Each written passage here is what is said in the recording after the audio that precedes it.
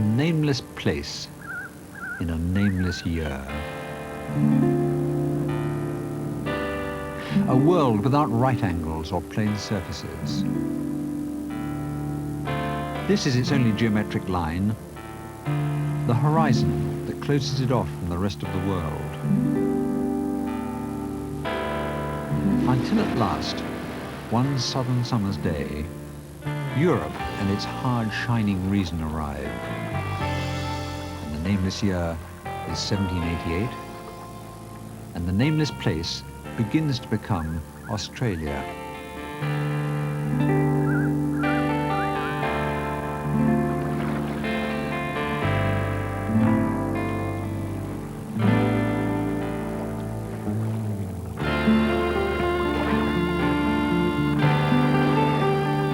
This is where they came, the first 1,000 settlers, out of the east, out of the Pacific like the rising sun. This is where they landed. This is where geometry and steel and God and the rules of harmony came ashore. The European mind, in the person of 529 convicts, together with the troops to guard and flog them.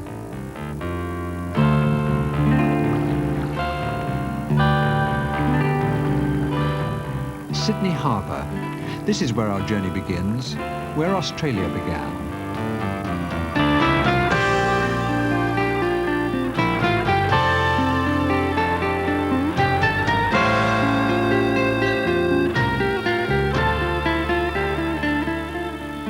And in the end, the sea took, and from the soil of Australia came forth straight lines and rational curves.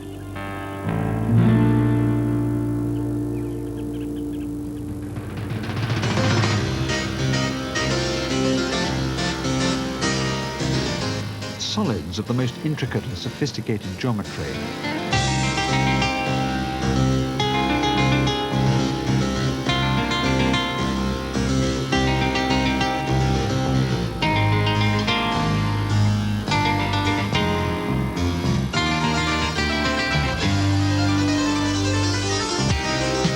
And there was one line drawn from here that in the end stretched right the way across Australia. From Sydney to Perth, the line goes, all the way across from the Pacific to the Indian Ocean on the other side, nearly 2,500 miles. Are you absolutely sure you want to go? You're not trying to put me off, are you, Ross? No, but it's going to be very hot in places, you know.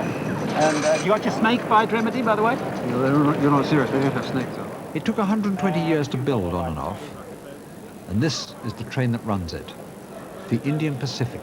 Well, you're all ready, I hope. You've got everything. What are you going to read a lot? Or, I thought I'd look out the window. Out the window, yes. I suppose Won't that keep me going? Yes. This is Ross Campbell seeing me off, a friend of mine. We're both retired columnists. We have a lot of flies. So I got it. And ticks, you know. We have a lot of ticks. What do I do about the ticks? Well, you want to put a little dab of vinegar onto the ticks. And Hold on. snakes. Looking careful, are you, sir? Get brain. I'll try it. Berth 15 car full. Great. Just like to follow me? Thank you very much indeed. Okay. Come and have a look through the window. Okay, yes.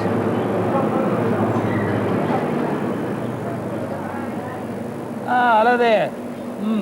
Terrific. My own room, or rather my own roomette. Lovely.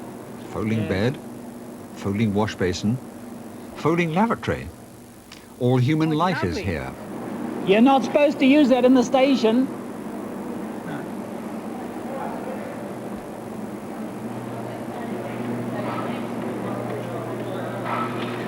Ladies and gentlemen, the Indian Pacific will depart at 3:15. Would all persons who are not travelling kindly be prepared to leave the train? Thank you, ladies and gentlemen.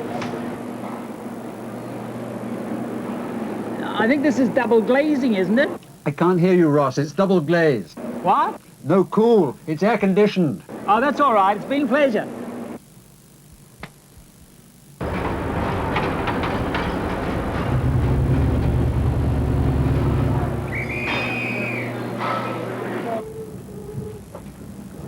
Three days. when you can fly it in 4 hours. We must all be mad.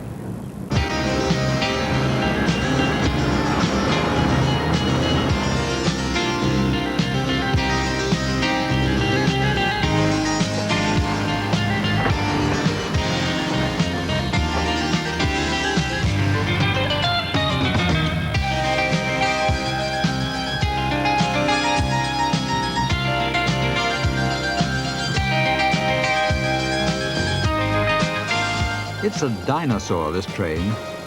Stainless steel and air-conditioned it may be, but really it's a sport, a throwback to the days of the Orient Express and the Great Cunadas. And it's not a nostalgic survival, it's a brand new train. It's only been running since 1970. At a time when the rest of the world was ripping up its railways, Australia was only just completing its first continuous transcontinental line. At some little cost. The last 7 years' work came to about £120 million.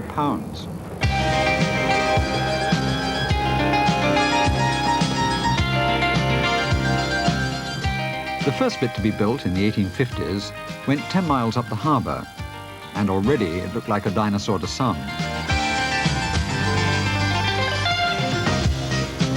At the beginning of the 19th century, settlement clung to the narrow coastal plain. Australia stopped sharply 35 miles west of Sydney. This was what stopped it, the Blue Mountains. They're not very high, 1,000 meters or so, but for years this combination of thick bush and sheer rock face made them impenetrable. Escaped convicts disappeared up here in the belief that they were climbing through into China.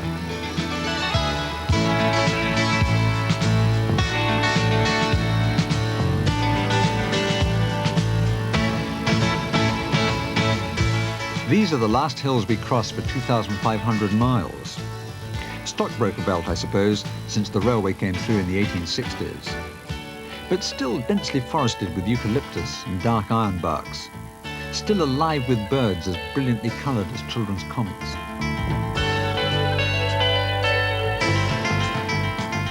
The first of the immense barriers that the interior presents.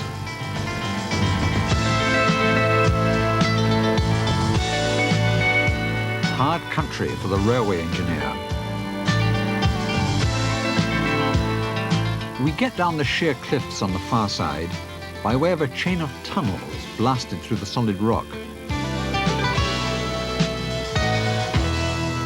But there was no money for that kind of tunnelling in the 1860s. So they brought the line down the cliff face in 3 tremendous swoops.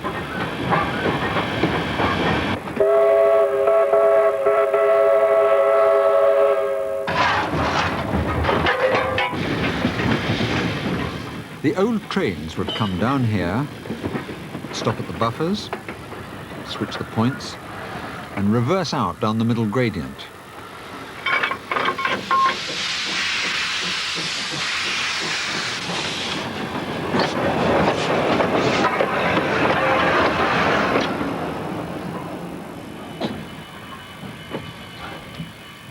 Railway enthusiasts have now restored the track on this bit, and they run their own train up and down it.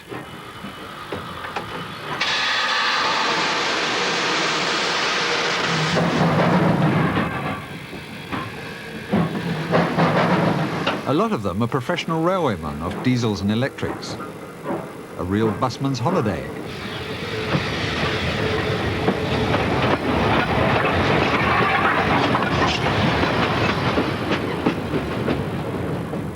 The Great Lithgow Zigzag, the earliest legend of Australian engineering. Zig in, zag back, and zig on again when the modern line still runs.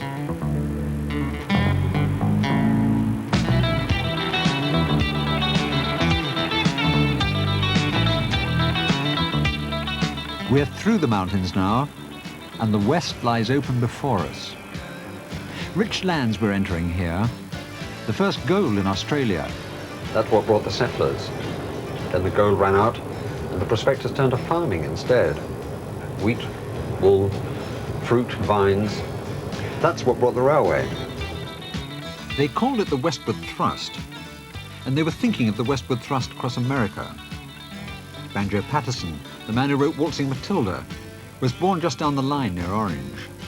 He talked about the vision splendid of the sunlit plains extended. The vision splendid, and we're heading into the west after it. A straight golden line into the eye of the setting sun, over the horizon into pure conjecture. Good afternoon, ladies and gentlemen. The first sitting for dinner will now commence. Would all passengers who haven't allocated this sitting please proceed to the dining car? Would you please place your meal seating tickets on the table in front of you for inspection by the head waiter? Announcing the first sitting for dinner. Thank you, ladies and gentlemen.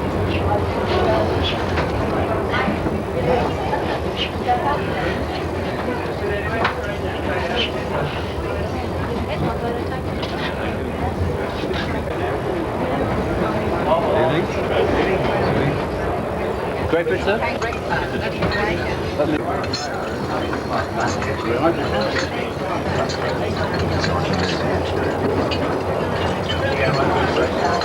Why did he decide to go by train this time instead of by plane? What the sort of desert, and she wanted to see We wanted to go across the Nullarbor plains because our second son, he drove over in 1973, wasn't it? Yes. Quite a drive. He said he would never miss the experience. Really? Drove right across. Also, you don't get a meal like this on the plane, do you? No, you don't. Golden sponge pudding. You never see golden sponge pudding on menus in England. You certainly never see it on menus in aircraft. It's my favourite pudding. Is it? Yeah. That's a real pudding, golden sponge. And you're staying in Perth at the other end. I'll be in Perth for about a week and we're flying back. Yes. Flying back. Are you going all the way? Part of a tour? Yeah. When you get old, you don't mind doing other things. No. You've never been to Australia before? No, I've been the other way. Japan and China, Philippines and so Really, been to forth. China? Uluru. You must be severely jet lagged.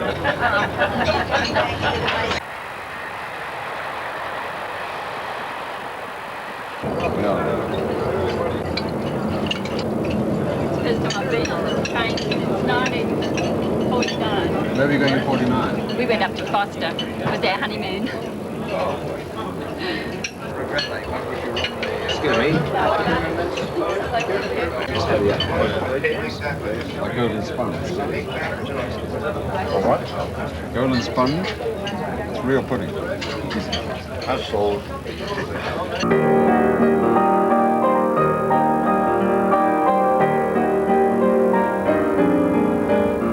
This is the first-class club car. Very tasteful.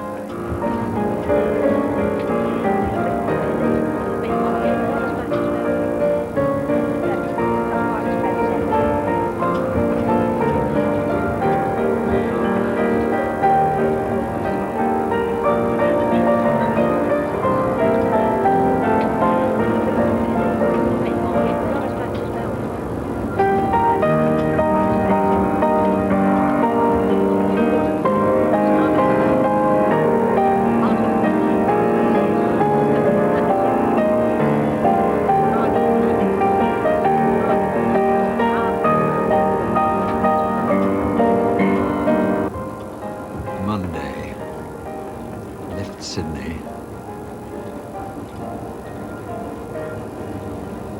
Golden sponge pudding for dinner.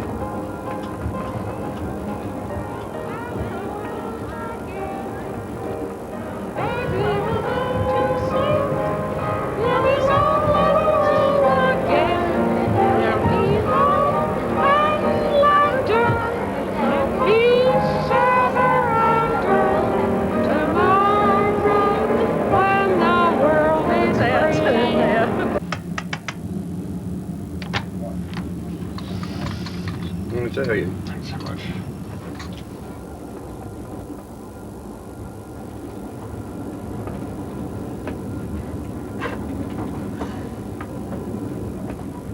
Look at it. The fertile plains didn't even last the night. Scrub, a little parched grass, The great brown waterless waste.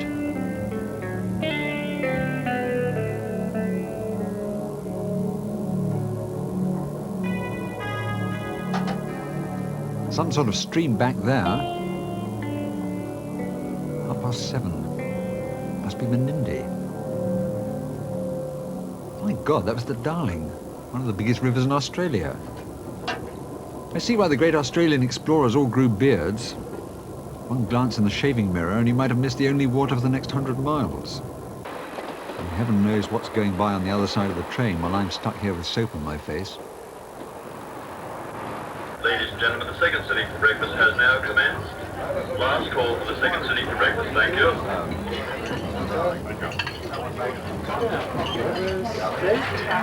All over the road.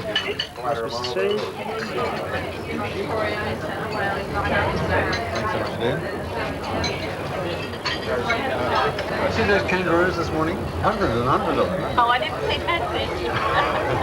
Saw a big red one there I one saw day. an emu. Did you? Well, yeah. Oh, I didn't see an emu.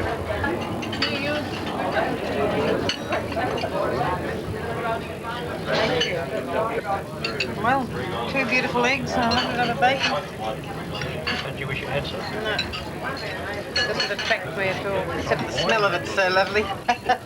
Now watch that clump right there. We're past it and I didn't see that animal come out again. I wonder what that would have been.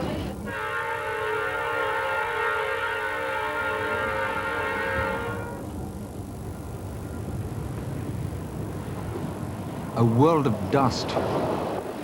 What must it be like living out there? One of the people who does live out there is Ron Adams. He works out of Broken Hill for the New South Wales government, and he drives hundreds of miles in the bush every week. Countryside here can be very, very hard. And I think it's a challenge. It's a challenge that you against the country. What we have noticed is some locals that have perished in this country, mainly because they feel they know the country so well and they take these little risks that everybody else is warned not to take. This is their downfall. The main thing out in this area is to carry water. If you've got water, you'll survive. If anything does happen, you stay with your vehicle. And you know, we've never had any problems yet as far as the tourists or the travellers are concerned.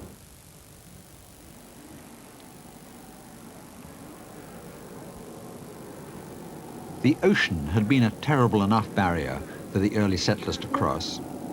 12,000 miles, half of them through the huge following seas of the Roaring Forties.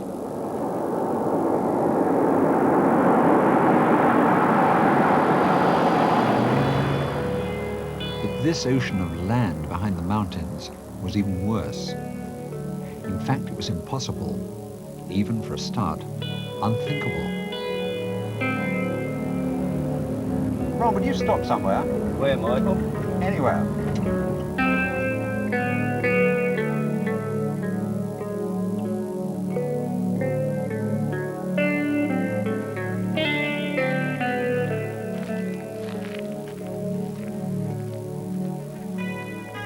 A blank, a nothing. For a long time it wasn't even Australia. Its only name was New South Wales, and New South Wales stretched back to an arbitrary line of longitude down the centre of the continent.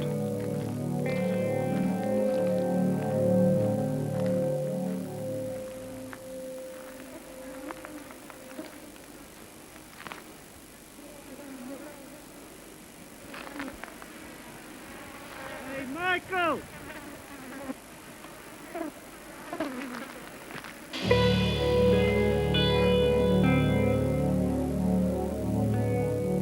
An undrawn line across an unseen land.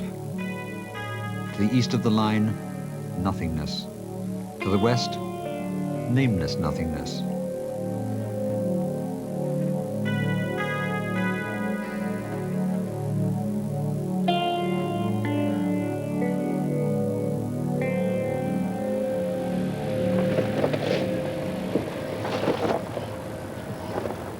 The Indian Pacific came through here this morning. Lake Menindee. I knew you could never see anything from trains.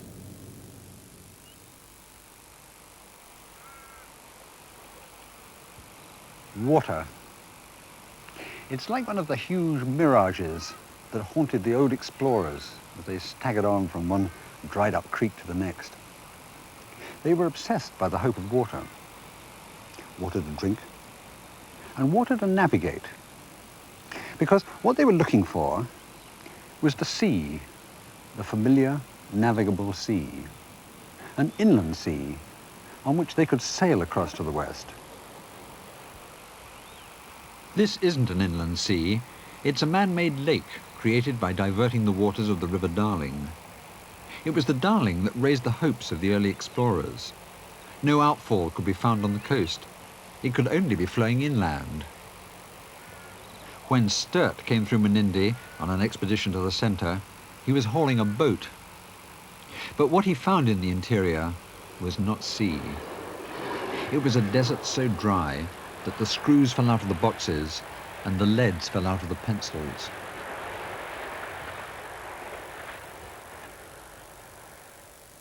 It was water that brought the railway back through all that dust to fetch water for Broken Hill in 1919.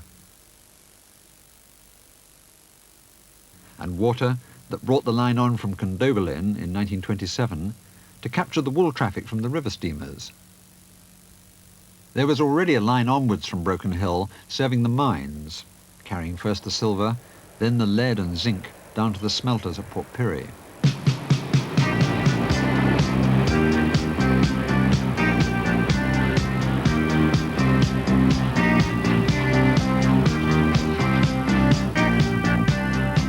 Bit by bit the line was drawn, backwards and forwards, and with a lot of rubbing out and redrawing. They had to rebuild the track down to Pirie to take the Indian Pacific. It was the wrong gauge. Well, we're out of New South Wales now. We're into South Australia.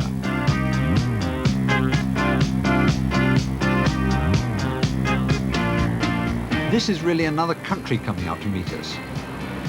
Because Australia, as it grew, didn't come overland like us.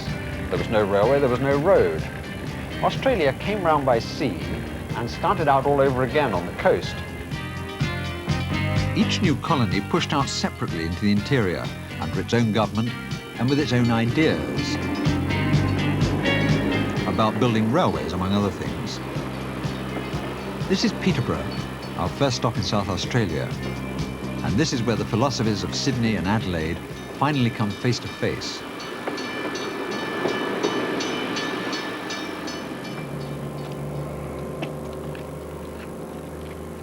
Our train runs on rails that are 4 foot 8.5 inches apart, the classic British standard gauge. It's said to be the distance between the wheels of a Roman chariot. This train, which is the connection to Adelaide, the South Australian capital, runs on rails 5 foot 3 inches apart, the Irish standard gauge, probably the length of Brian Boru's sword arm. How long are we stopping here? 25 minutes. All the old main lines of South Australia and Victoria were built on the Irish gauge. The only way a train can run direct from Sydney to Adelaide is by getting a completely new set of bogies in the works here.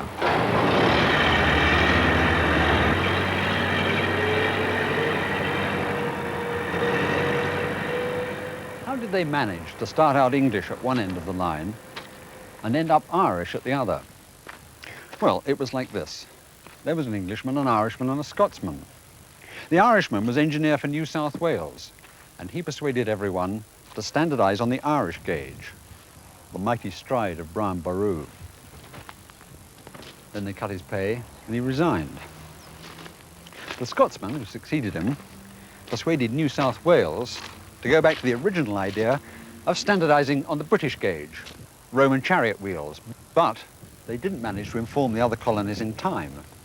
Well, that was Australia, separate colonies, isolated by distance, trying to coordinate their efforts to the home government in London, 12,000 slow sea miles away. So much for the Scotsman and the Irishman. Where does the Englishman come into the story?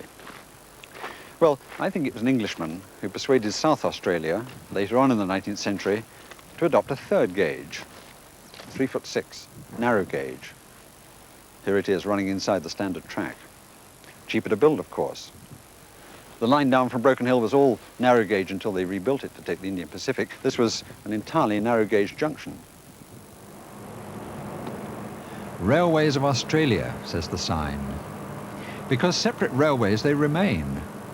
3 different systems have had to get together to run this train. That's why we're waiting, because New South Wales have gone home and taken their loco with them. For the next 1,300 miles or so, until Western Australia comes out to play, we shall be hauled by the South Australians. Well, that's Australia. Still.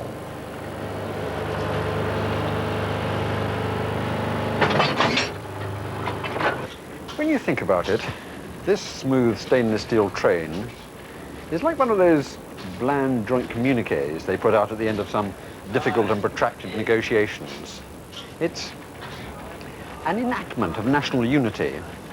And like most such documents, it's the product of many earlier drafts, many conflicting proposals and counter-proposals. In fact, the original draft for a transcontinental railway wasn't even east to west. It was south to north. It was to connect South Australia with Asia and the rest of the world. Though this first manifesto on wheels was such an extraordinary tangle of compromises, such a confusion of grand ideals and local expediency, that it's difficult to follow where it thought it was going from 1 mile to the next.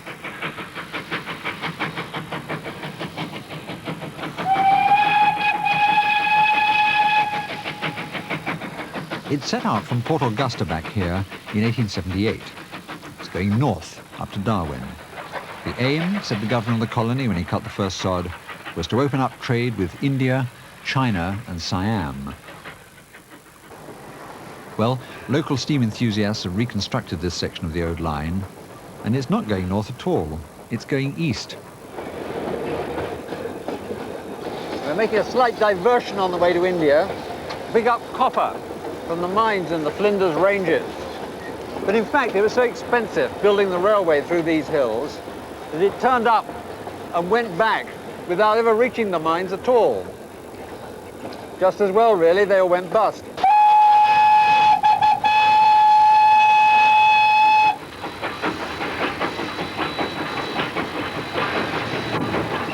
The line staggered back to the plains to carry wheat from the great new wheatlands that were opening up around Farina.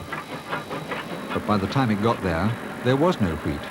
The wheatlands had dried up.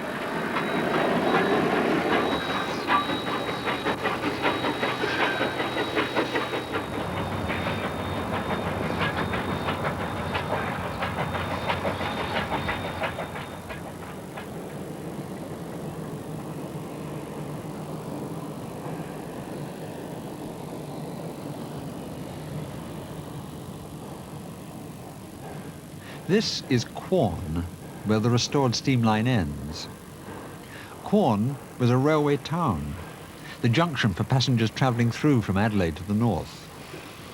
Now the trains for the north bypass all these early meanderings, and Quorn is left high and dry, its pub still waiting for the weary Maharajas and the thirsty spice traders.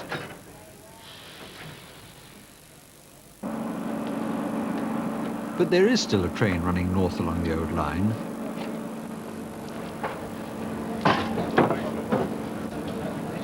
Close the pantry door, the other side there. Righto, Johnny, that's it. Take it away.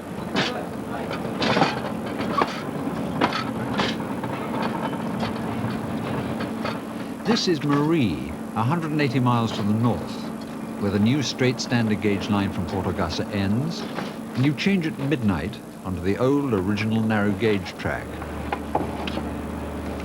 It's the most famous old train in Australia, the Ghan.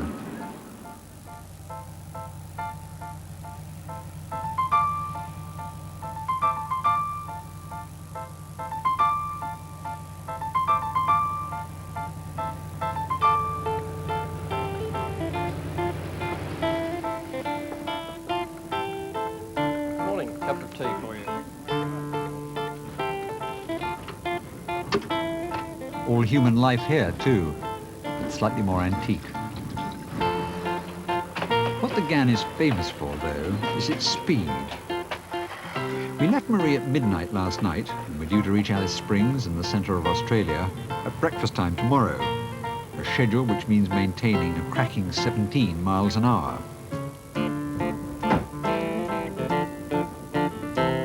But circumstances often conspire to delay this ambitious timetable. The ground here is so dry that the track was laid direct upon it without ballast. Unfortunately, though, this is the floodplain of Lake Eyre, and when the waters do come, they wash the sand away from under the rails.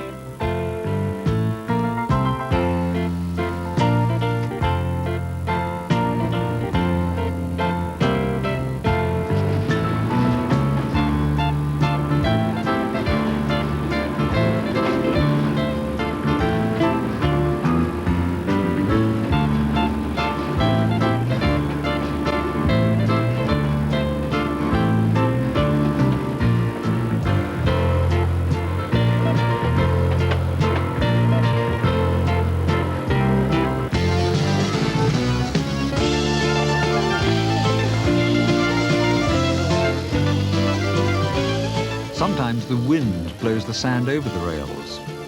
Sometimes the train's been held up by plagues of grasshoppers or woodlice. Then it comes to a halt, sometimes for days, occasionally for months.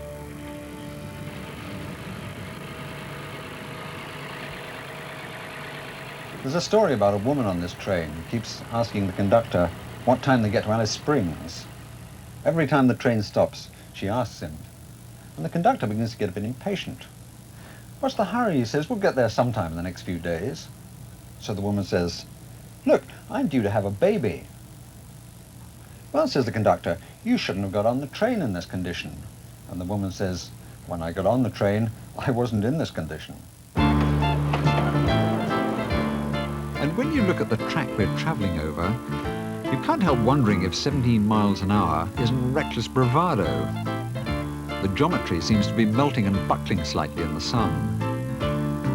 Dry rot and white ants are disturbing the sleepers in their beds. On the rails go, though, on into the heart of Australia, staggering and weaving like two exhausted explorers. Due north, into the eye of the noonday sun.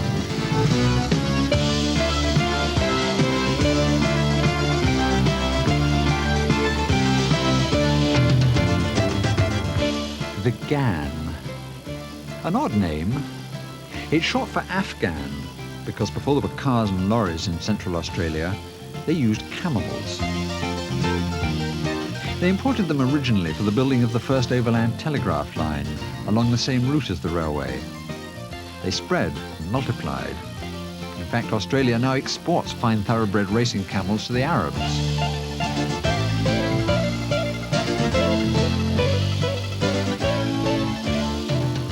The camels carried the rails and sleepers to build this railway. The Afghans were the camel drivers they imported to look after the beasts. They were called Afghans, of course, because they came from, well, almost everywhere except Afghanistan. The coaches are German for some reason. They look as if they were built for the Kaiser. And a slow, soothing, timeless world it is. More like an ocean cruise than a train.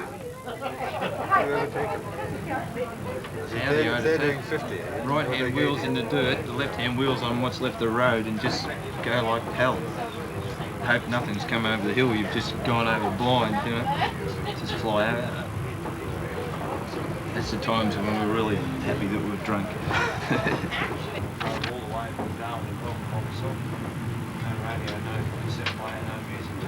A cruise across an ocean of land. Nothing much to mark our passage, except a glittering wake of old beer cans. We're stopping again. Grasshoppers? Green fly? No, Unadata. They let us off here for 20 minutes to stretch our legs and take photographs.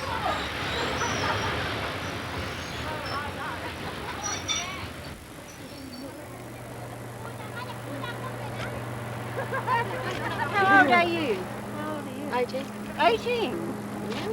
She's 14. Was she? Is she? That's 15. Have a look around here, love. And how come you're going? A blonde one. Eh? How did she come to be blonde? It's beautiful, aren't you? Is she a little girl? Boy. Boy. Boy. How does she have blonde hair? His father blonde? He have blonde hair? Why? Yeah. Yes. Oh, well, that's how he has blonde hair.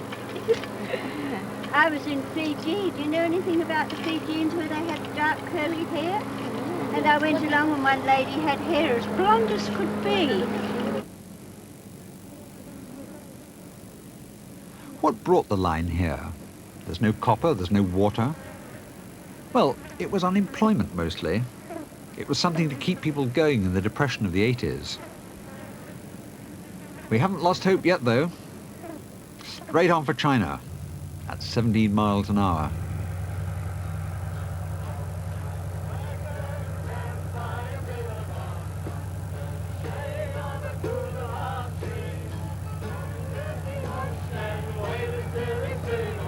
You come waltzing Matilda with me, waltzing Matilda, Matilda, my darling. You come waltzing Matilda with me, waltzing Matilda, needed in the water tank. You come waltzing Matilda with me.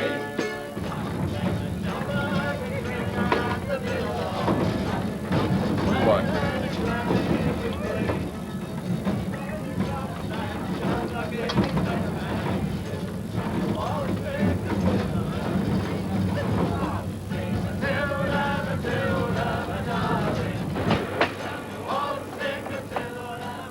But the most characteristic readjustment of all in the line's northward trek to China is this. 2 days or so in from the coast, halfway across Australia, the line expires.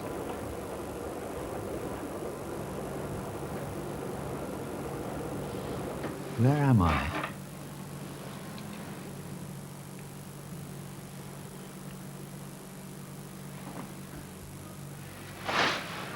In Alice Springs. Well, it's somewhere at last. But it's an odd place to build a railway to. It's the middle of nowhere. But then, that's the point of Alice Springs. That's why the tourists come, to see what nowhere looks like.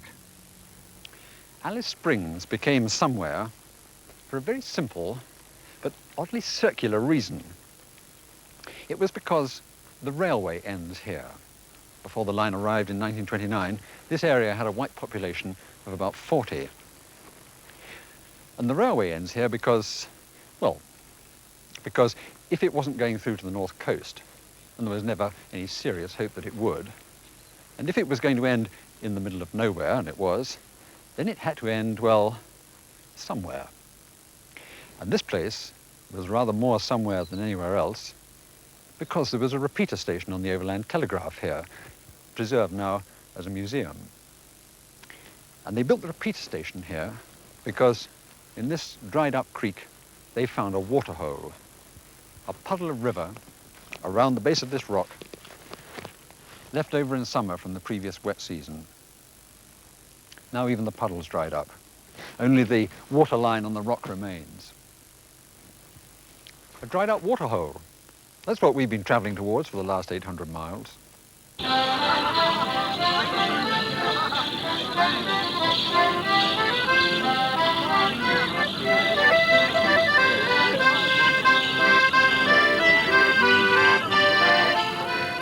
The middle of nowhere. And if you're going to be anywhere in nowhere, there's a certain appeal to being in the middle of it, which is almost exactly where Alice Springs is.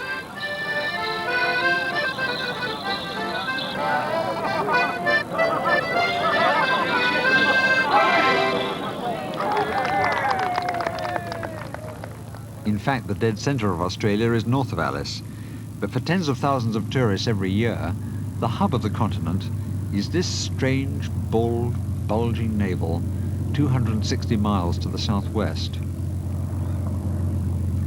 Ayers Rock, after Sydney Harbour Bridge and the Opera House, the most famous object in Australia.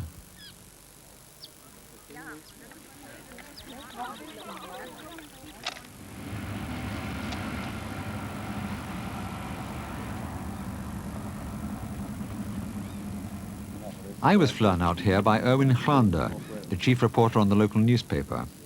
Journalists here hire planes like other reporters hire taxis.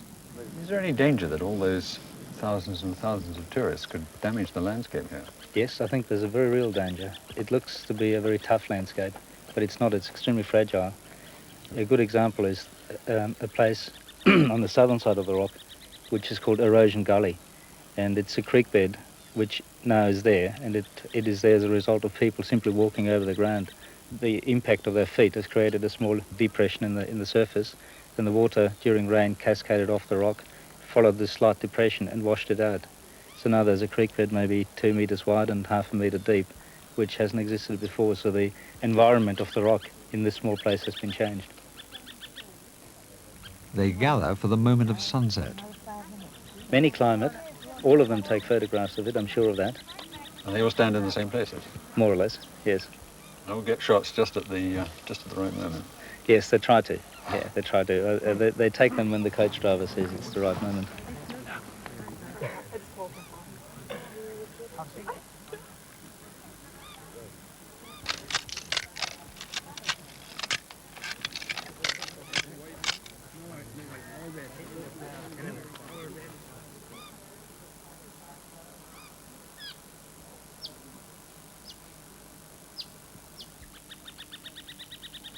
In 1844, we landed on the Liverpool shore.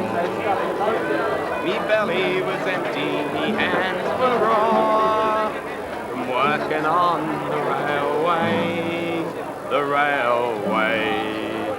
I'm weary of the railway, for Paddy works on the railway.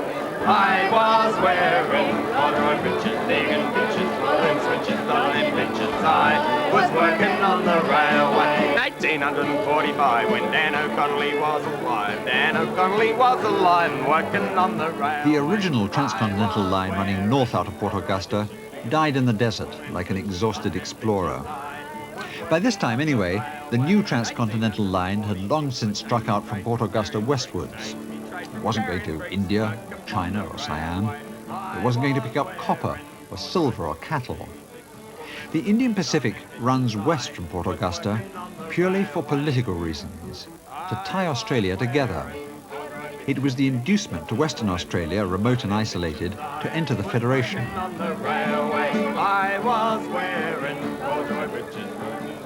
The vision splendid, here if nowhere else.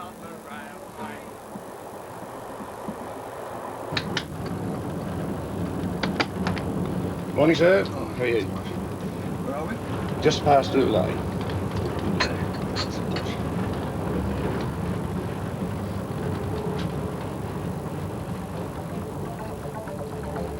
This is where we come down onto the Nullarbor plain.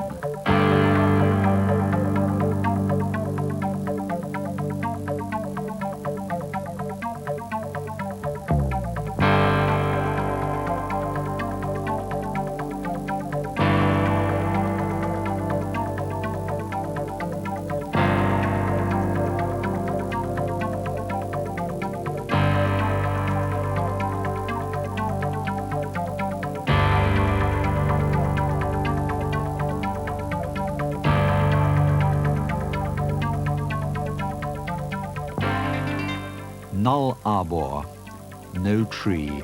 The great treeless plain. 500 miles across, with no trees, no hills, no valleys, no rivers, no lakes, no towns, no villages. Low saltbush, parched infertile limestone soil. A dry ocean in a flat calm.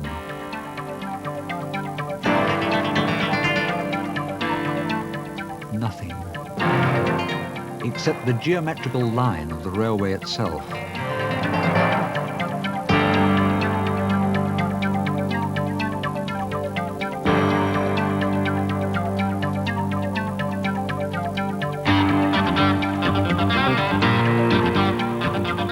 For 300 miles across the Nullarbor, it runs dead straight, the longest straight railway line in the world, a pure mathematical projection. It's going to be a long day. In fact, it's going to be an hour and a half longer than yesterday. We put our watches back at Cook. Longer still for the driver. Every 30 seconds he has to put the vigilance control back. If he lets the needle go over the 30-second mark into the red sector, bells ring and lights flash, and the emergency brakes go on. How many times do you have to press that vigilance control in 7 hours? Work it out yourself every 90 seconds. That's, my God, that's... No, you probably press it, say, 60 times an hour, so...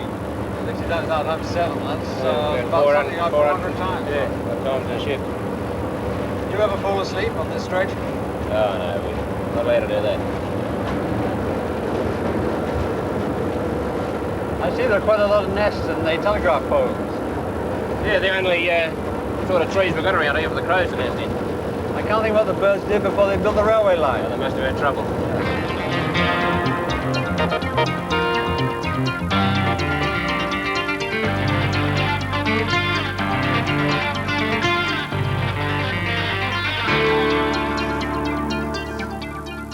One passenger train a day, loaded with old age pensioners. And all built for our benefit. Funny to think that's what it's come down to. I suppose it's plain economics. It's cheaper to fly across Australia than to go first class by train, unless you're a pensioner. If you get the pensioners' concessionary rate, you can go all the way across first class for £100. A lot cheaper than flying economy. In fact, we're losing the railways £20 a head on the trip.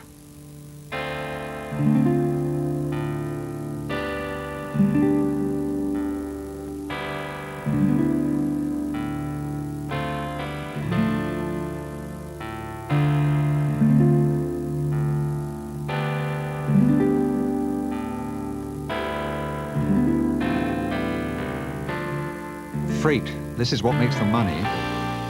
We're really an irrelevance, symbolic passengers on a political diagram.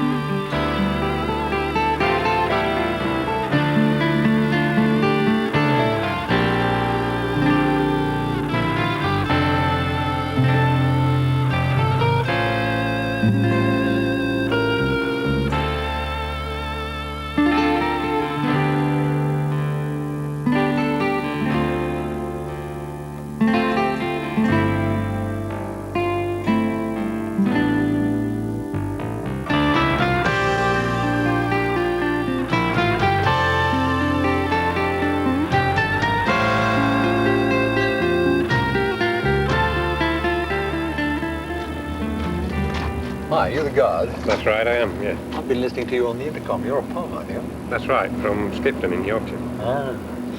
Driver says you own a gold mine. That's right, I do. A small one, about 95 kilometres northeast of Kalgoorlie.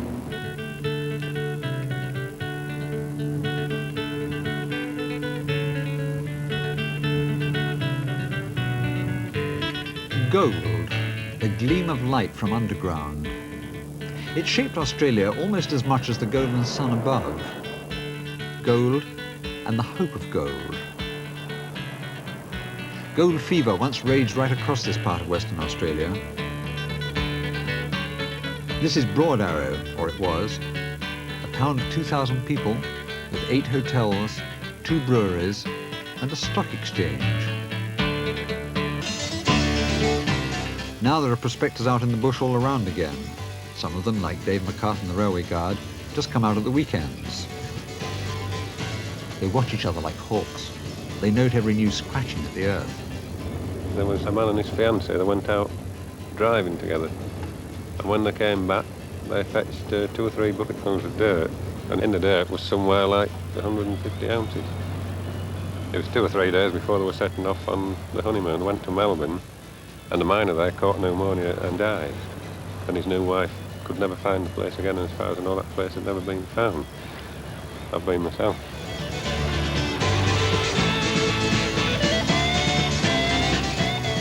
And here's Dave McCartan's empire, the Double M mine on the Black Cat claim.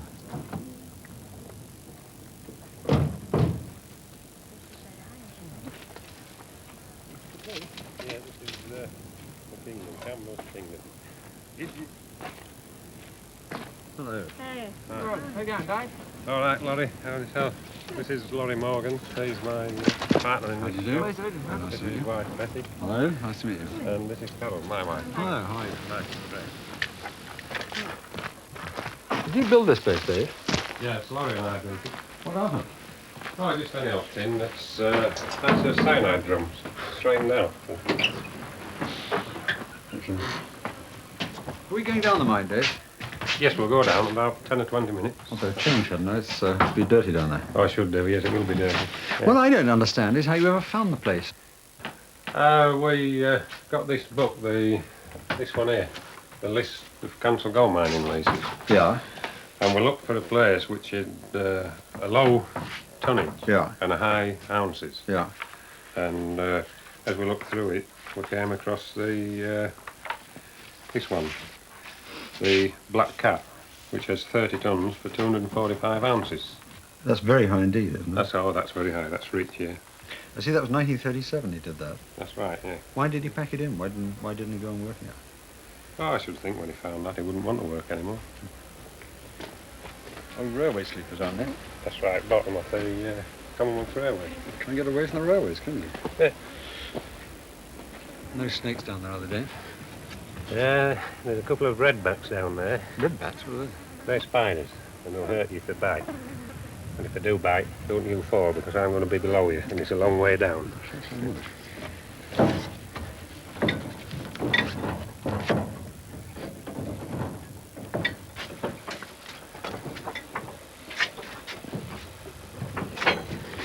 How deep is this thing, Dave?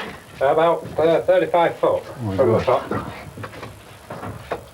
You seen those spiders yet? Yeah, they're just to your left as you come down the ladder. Black widows is another name for them. You're joking. No, I'm not. That's what they call them in Africa. They're right, you know. I used to be an ambulance driver. Well, these are hematite leaders. They're running back along this way and then coming out and down into this bigger leader here. This is carrying somewhere near half an ounce of gold. And it should meet up with a hematite leader, which is running down the inside of the wall. You can't see it here, but we can take it down. We do know it's there, and we'll take it down. And they should meet together. We may have to go in 20, 30 foot. But still, when they meet together, it'll be quite well worth it. They should make a rich pocket somewhere in there.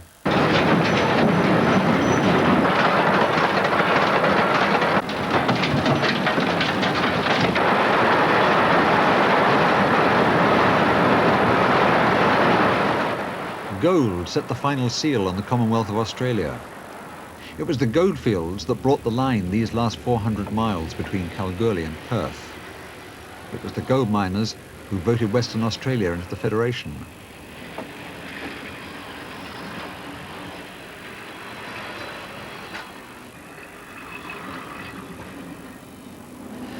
Nearly there. Good morning, sir. Here's your cup of tea. We arrive in Perth at 7 o'clock.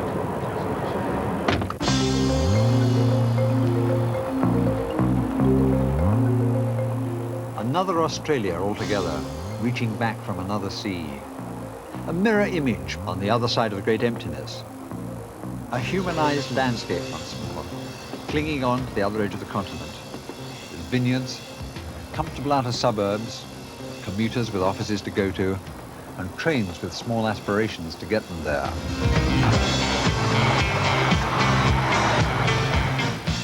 Even the muddle of industry looks reassuring after the Nullarbor. The human race is in control again, if only around the edges. Feels like home. It also feels as if it might just suddenly disappear again and leave nothing but dust and scrub.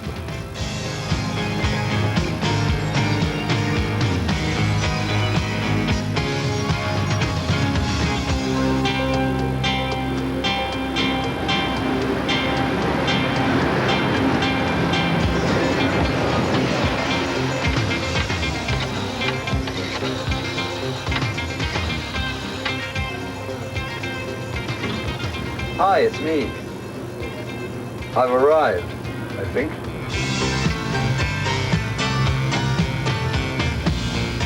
"2,400 miles down the track, and a city as rich and towered as Sydney at the end of it.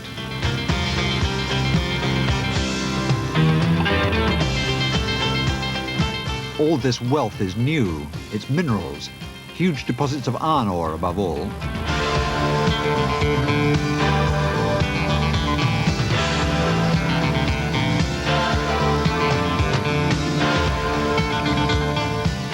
It's so rich here now that there's even talk of seceding again.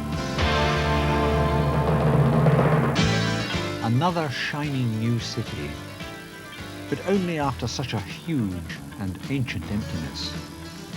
Another shining silver river, but only after such a vast breadth of unwatered dust.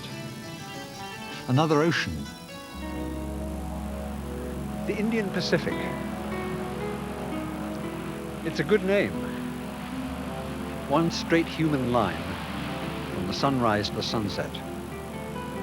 One straight scratch through the dust, marking it for rational man.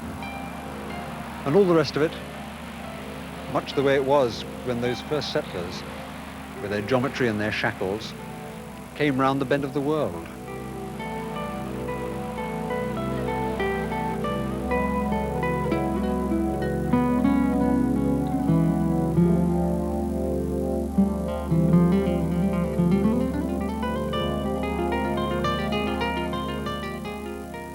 Michael Frayn is among the contributors to a BBC book based on the series and called Great Railway Journeys of the World.